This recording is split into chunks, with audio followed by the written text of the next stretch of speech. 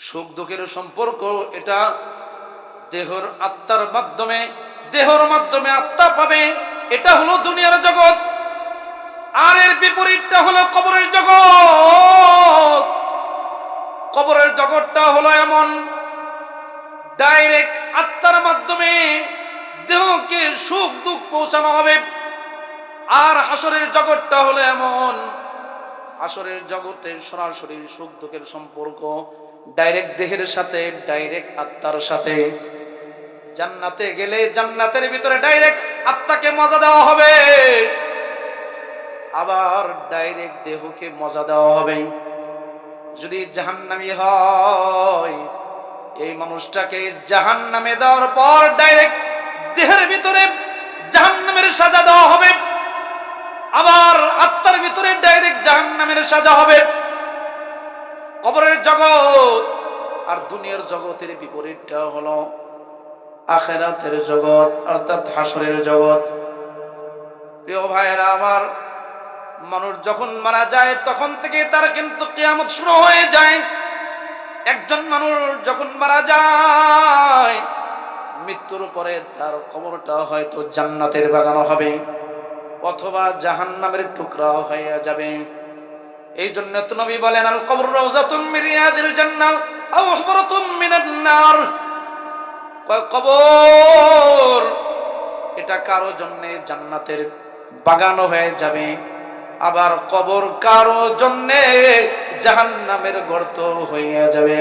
আমার রব এই কবরটাকে এমন জায়গা বানাইছেন, কবরের ভিতর যারা গেছে কবরের কিন্তু হালত আমরা বুঝতে পারি না, তবে বোঝা যায় আল্লাহওয়ালা বুজুর্গ, আল্লাহ পাক যাদেরকে দেখার তৌফিক দিয়েছেন, যাদেরকে বুঝবার শক্তি দিয়েছেন, তারাই কিন্তু কবরের হালতগুলো বুঝতে পারে।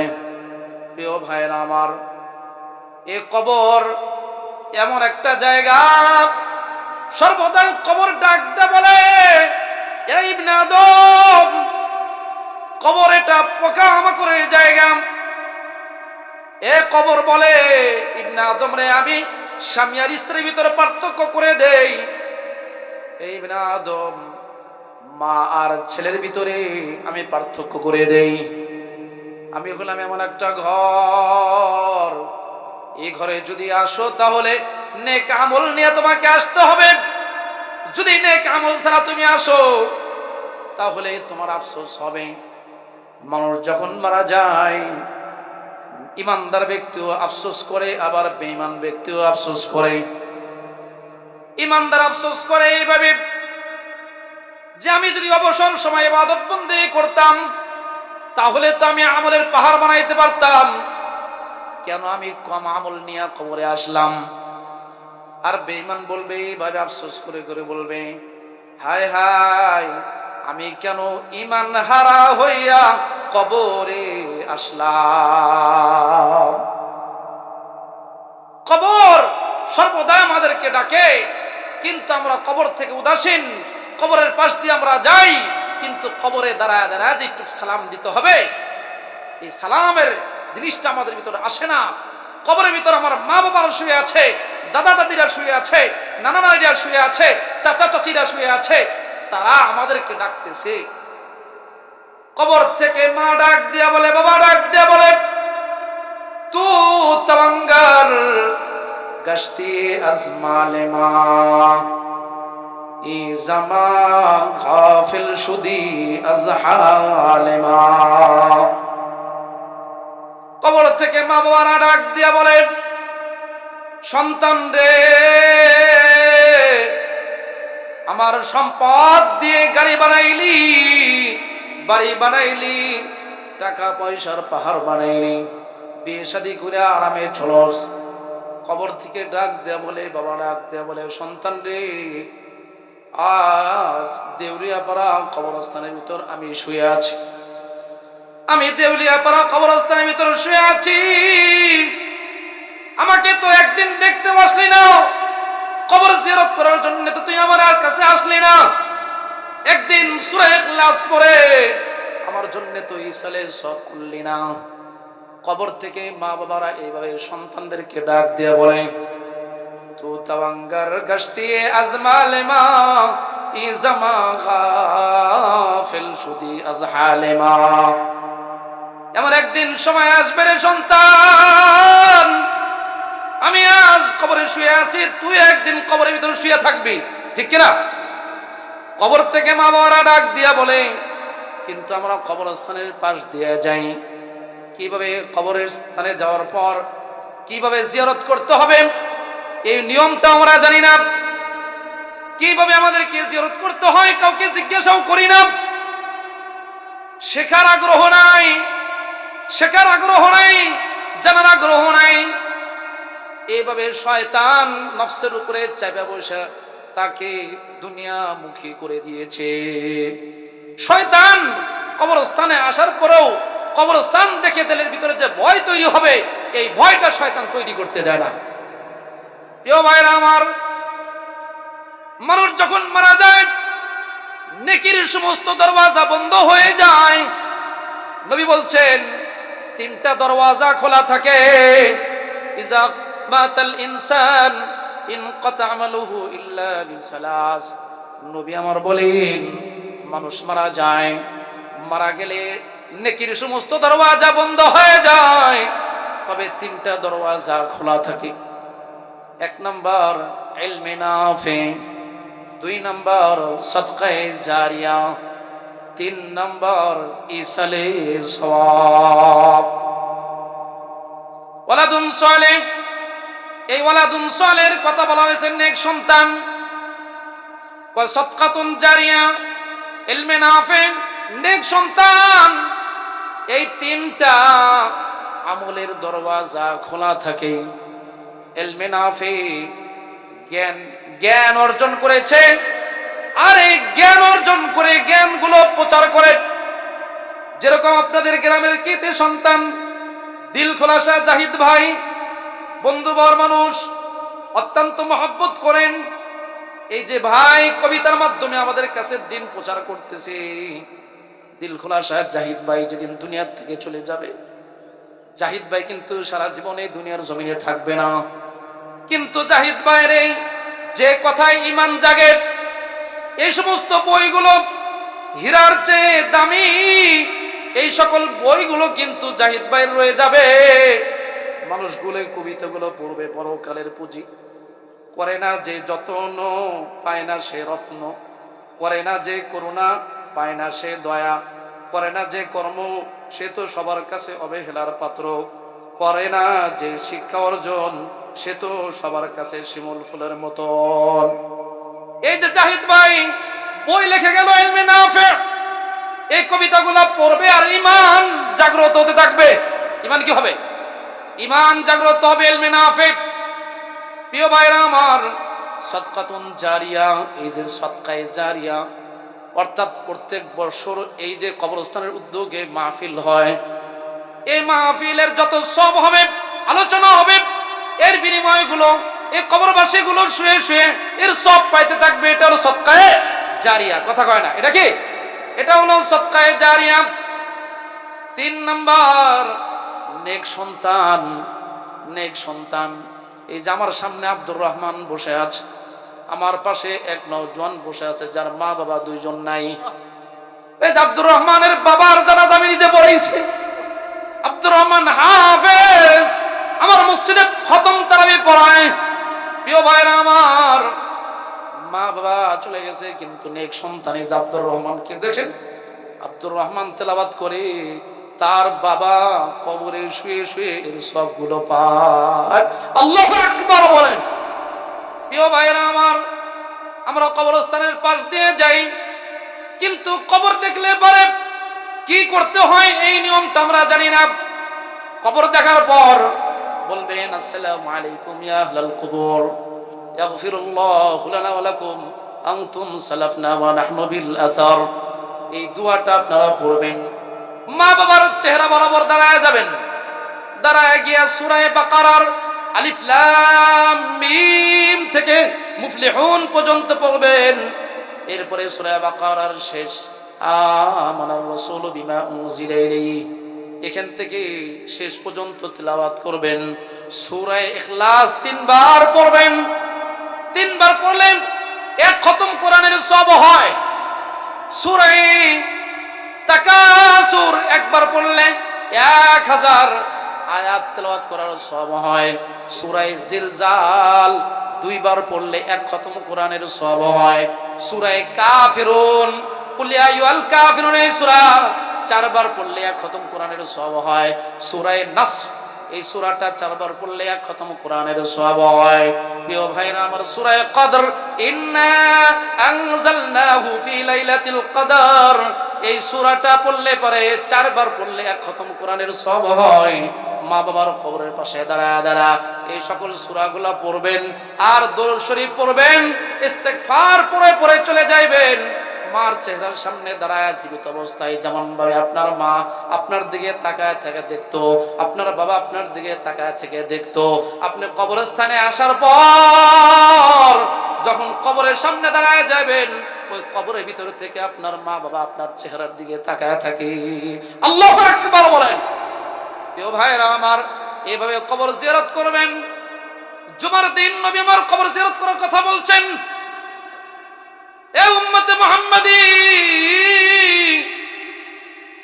তুমি জুমার দিন তোমার মা বাবা অথবা উভয়জনের একজনের কবরটাকে তুমি জিয়ারত করো, দুইজনের কবরটাকে জিয়ারত করো, অথবা একজন মারা গেছে একজনের কবর তুমি জিয়ারত করো।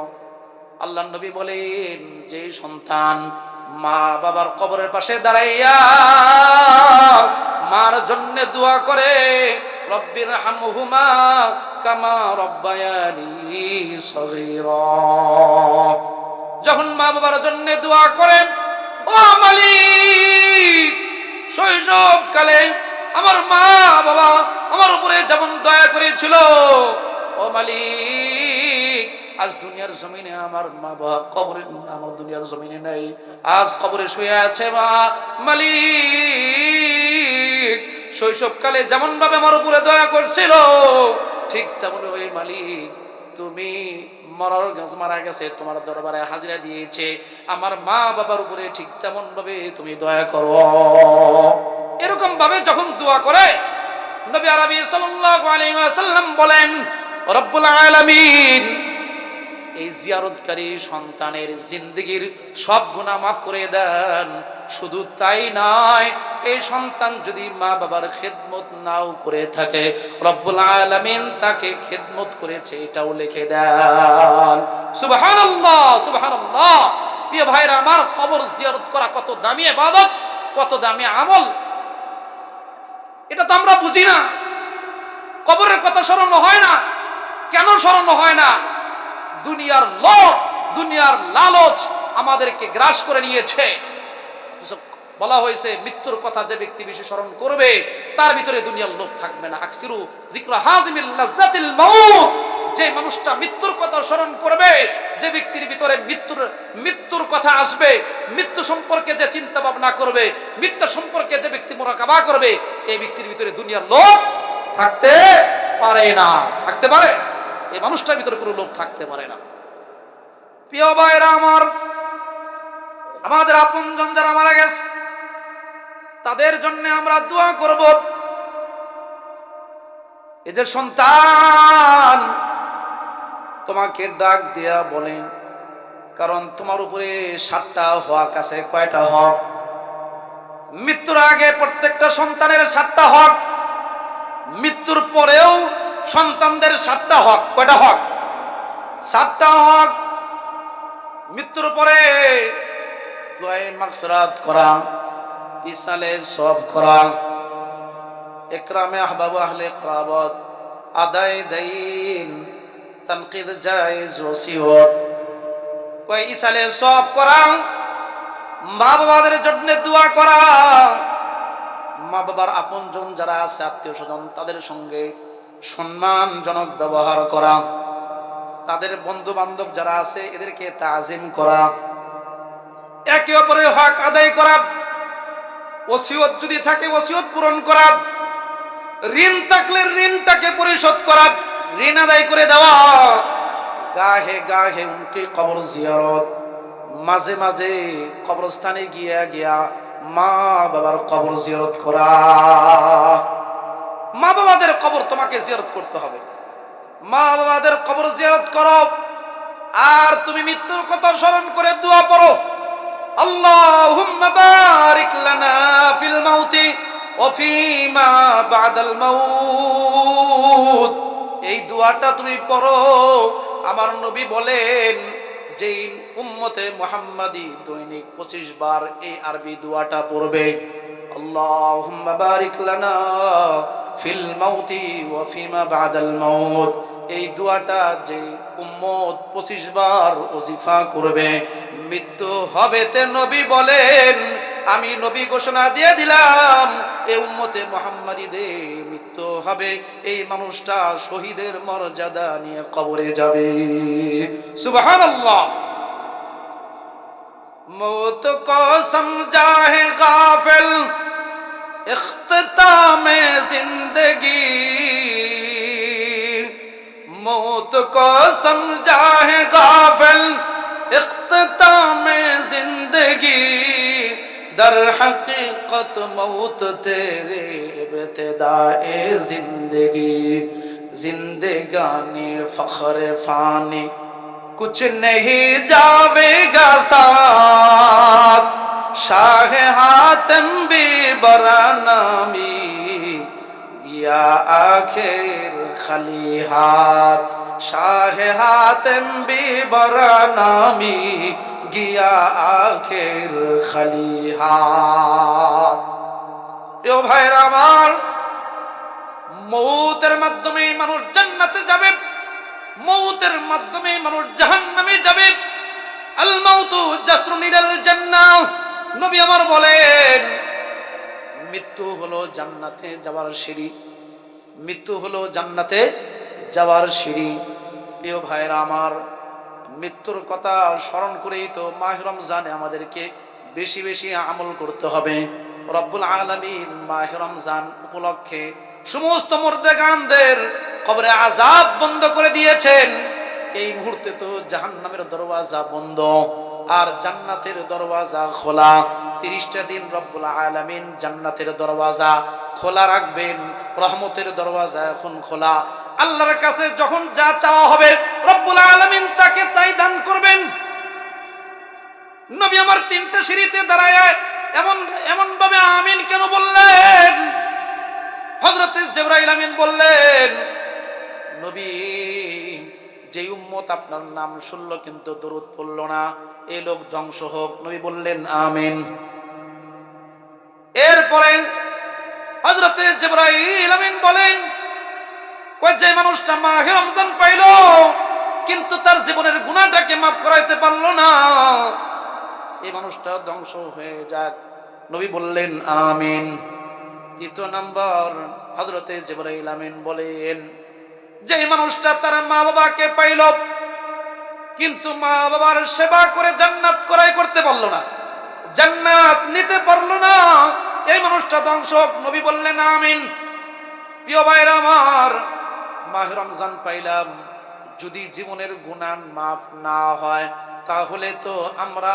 হতভাগার বঞ্চিত হয়ে গেলাম মাহে রমজান চলে গেল এরকম জীবনের 40 বছরের 40টা রমজান পার চলে গেছে 50 বছর বয়সের 50টা রমজান চলে গেছে 70 বছরের 70টা রমজান চলে গেছে কিন্তু রমজানে আমরা ইবাদত বন্দেগী করি নাই আমল করি নাই আমরা 70 বছরের কপাল পোড়াই রয়ে গেলাম 70 বছরে কি রয়ে গেলাম কপাল পোড়াই রয়ে গেলাম প্রিয় ভাইরা আমার ও বন্ধুরা আমার মাহে রমজান চলছে রব্বুল আলামিন এখন জাহান্নামের দরওয়াজা বন্ধ রাখছেন এই জন্যই তো 4টা আমলের কথা নবী আমার বলছেন 2টা কাজ তোমরা বেশি বেশি করবা 1 নাম্বার বেশি বেশি তোমরা কালেমা পড়বা কি পড়বা 2 নাম্বার বেশি বেশি ইস্তেগফার করবা 3 নাম্বার আল্লাহর কাছে সর্বদাই জান্নাত চাইবা 4 নাম্বার সর্বদাই আল্লাহর কাছে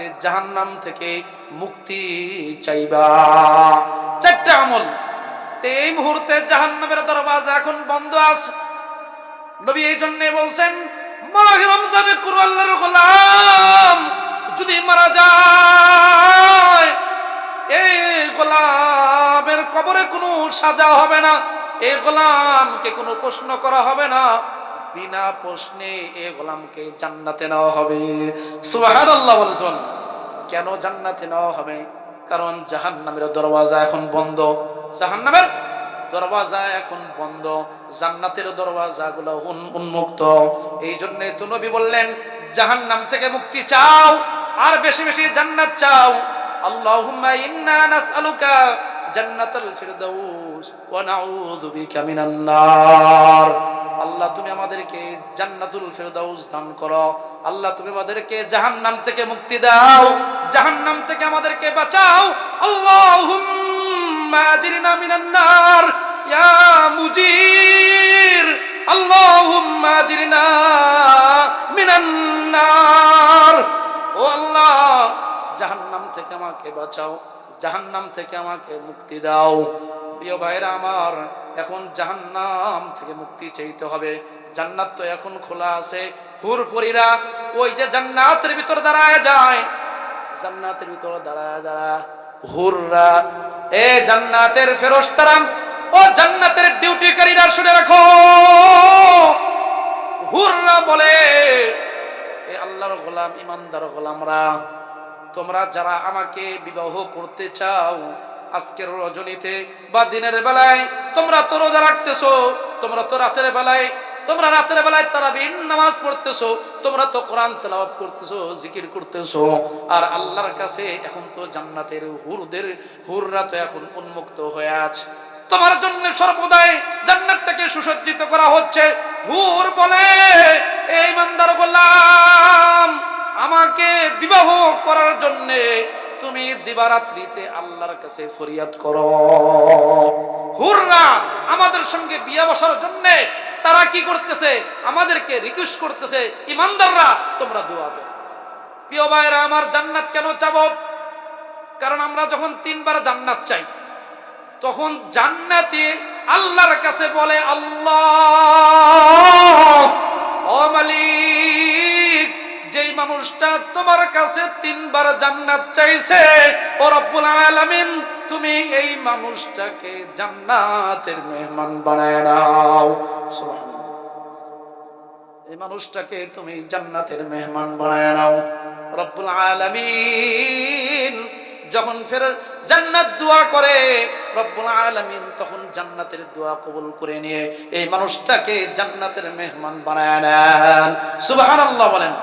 গুম্বদে খদরা দেখা দে রওজায়ে আতহার মুঝে, গুম্বদে খদরা দেখা দে রওজায়ে আতহার মুঝে, দরমিয়ানে কবর ও মিম্বার गिरगिराने दे मुझे, रोज़ाए अक़दस दिखा कर इश्क़ में दीवानवार, मिस्ल अबू बकर उमर उस्मान व अली रब मुझे।